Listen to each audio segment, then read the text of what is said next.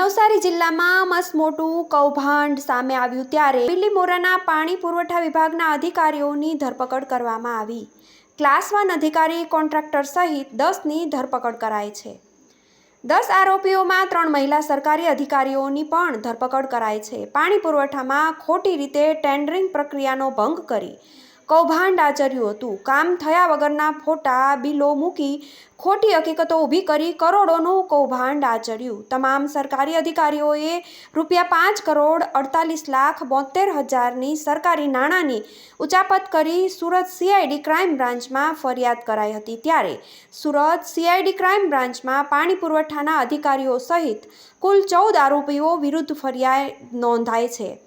2 contractor અને 8 સરકારી અધિકારી મળી 14માંથી 10ની ધરપકડ કરવામાં આવી છે। નવસારી પાણી પુરવઠા વિભાગના કાર્યપાલક ઇજનેર દ્વારા સરકારી નાણાંની ઉચાપત અંગે ફરિયાદ કરાઈ હતી। CID ક્રાઇમ પોલીસે કલમ 406, 409, 465, 467, 120B, 201 અને ભ્રષ્ટાચાર અધિનિયમ 13(2) મુજબ ગુનો નોંધી તપાસ શરૂ કરી।